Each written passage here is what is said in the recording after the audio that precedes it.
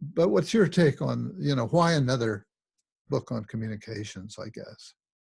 Well, I think we underestimate, first of all, how much stress there is in the world. So that can lead to problems. But when under stress, we kind of go into our reptile brain and we don't remember all this, theory and complicated techniques. So a lot of my methods take under 5 seconds to do. That we can remember. Like Maybe. they usually involve like fill in the blank to this sentence or say these two words. So what I found is that a lot of these communication method books that I read didn't work for me.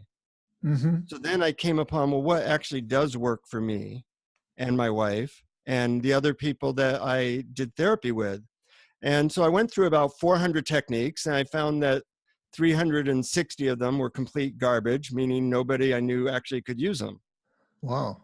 So then I came up with the 40 that people could use, and I write about those in the book. So that's why I think, although there's a lot of books out there, they're not simple enough that most people can use them when they're really stressed out or when they really need them.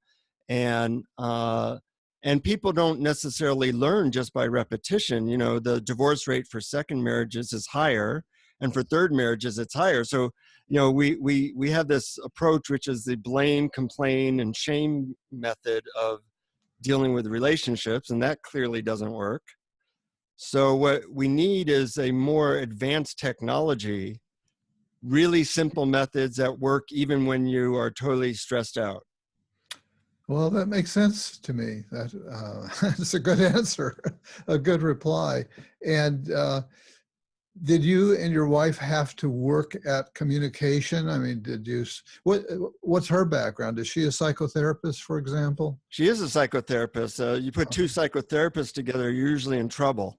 Yeah, So, it's not necessarily a helpful thing. That's true.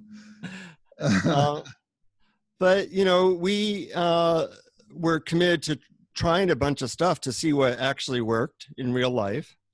And so a lot of it is, oh, this worked, this didn't, this worked, this didn't. We used to argue a lot. And then in the last 5 years, we've had no arguments. Wow. And it's based on a method that just involves saying two words. What we do is, if we're getting a little bit stressed or hot under the collar, either of us can say the words red light. And what that means is that we need to take a 2-minute break from talking and just sit there holding hands and calm down.